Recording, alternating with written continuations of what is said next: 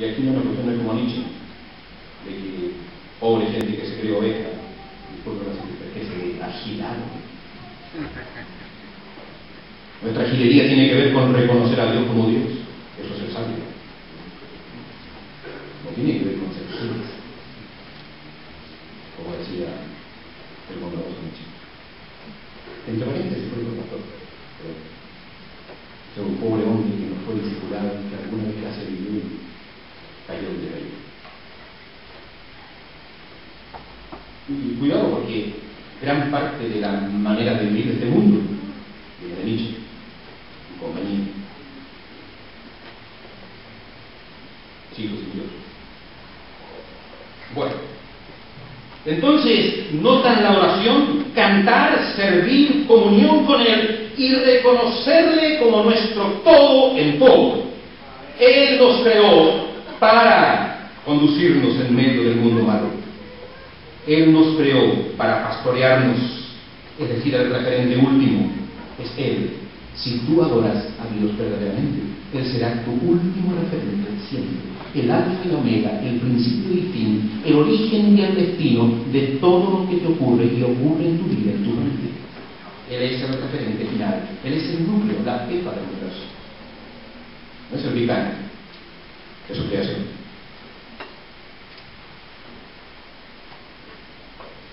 Entonces, ovejas de su prado. Interesante, ¿no? Lo que es la oración es reconocerle a Él como nuestro todo, en cada instante, durante toda la vida, cada segundo, cada paso que damos. Él es nuestro creador, por Él es nuestro pastor. Y le reconocemos, y le glorificamos, y le creemos, y obedecemos su palabra, y seguimos el camino que ha pasado. El versículo 4, muy rápidamente, vamos hacia el final de la reflexión, no se asusten. El versículo 4. Entrar por sus puertas con acción de gracias, por sus atrios con alabanza. Está hablando del templo. Está hablando del templo. Entrar y hablando de adoración. No se ha cambiado el tema. Vamos al núcleo de la adoración. Entrar por sus puertas, por sus puertas con acción de gracias. Por sus atrios, los patios. Los atrios eran los patios del templo. Entren por los patios del templo, penetren por los patios hacia el núcleo del templo, que era el lugar santísimo, y háganlo con alabanza. Alábenle, bendigan su nombre. Este versículo es interesante porque agarra todo lo que ha dicho el Salmo y lo transporta como una imagen didáctica al templo en Jerusalén. Porque el templo, igual que una cebolla, tenía muchos patios concéntricos, ¿se acuerdan?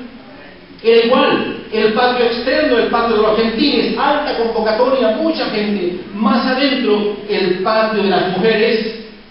Más adentro, el patio de los varones, generalmente el remanente fiel.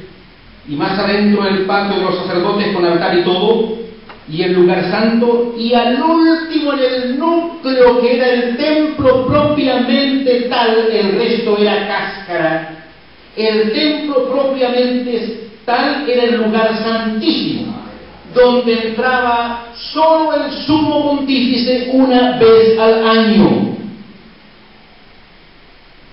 Tal es la delicadeza y la santidad de la oración. El núcleo de la oración es Dios mismo, la Shekinah, que era la columna de fuego en la noche, de humo en el día, que indicaba de manera física la presencia concreta de Jehová sobre Israel, sobre el lugar santísimo. Ese era el núcleo. Y el pueblo se armaba en campamento haciendo círculos en torno al tabernáculo y en el centro del lugar santísimo donde estaba el Señor. Entonces, el templo, aquí está como las cascaritas de la cebolla. La oración tiene que ver con ir hacia el centro, ir hacia el foco, ir hacia el corazón de la oración, que es la comunión íntima con Dios, la comunión íntima con Dios. Entren por sus puertas con acción de gracias, por sus atrios con alabanza. Ahora, lo maravilloso del Nuevo Testamento es que el templo de piedras ya no existe. No existe. Eso acabó con la cruz, cuando se rajó el velo, ¿se acuerdan? Pronto vi una reflexión sobre el templo porque de repente hay conceptos muy raros sobre el templo evangélico que no tiene nada que ver con la Biblia. Me parece que este lugar santísimo no tiene nada que ver con la Biblia. Entonces, el templo hoy día son los creyentes.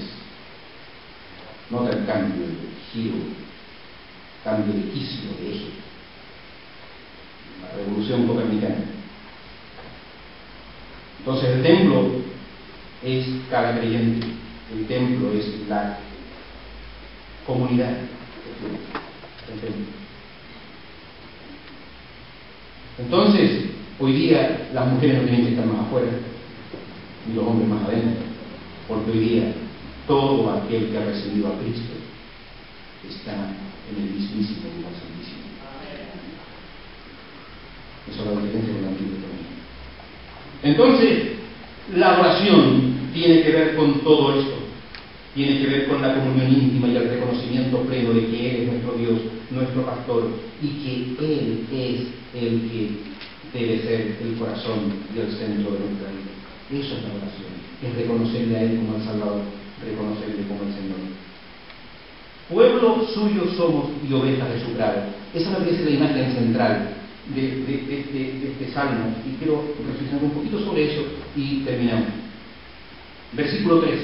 Reconozcan que Jehová es Dios. Él nos hizo y no nosotros a nosotros mismos. Pueblo suyo somos y ovejas de su prado. Él nos creó para que seamos su rebaño íntimo. Él nos creó para pastorearnos. Él nos creó para que fuésemos sus ovejas, obedientes, que seguimos su huella, su ruta predeterminada, eterna, en los cielos, por los siglos de los siglos, para nosotros. Él.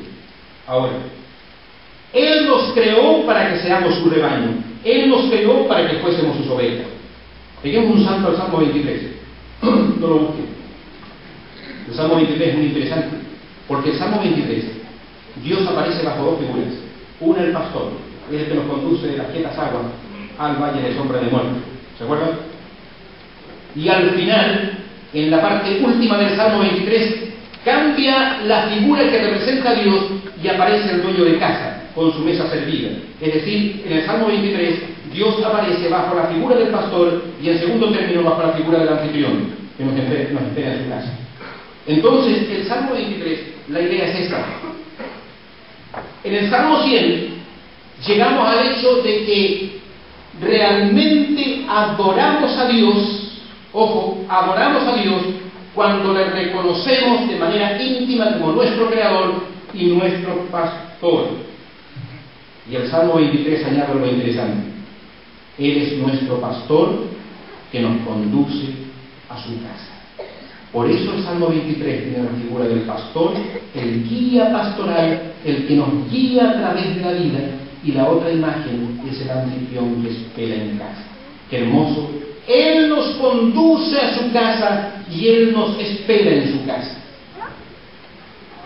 ¿Notan la potencia entonces de entender la vida bíblicamente, donde Dios es nuestro todo, para así posicionarnos correctamente delante de Él y tener un corazón que le adora?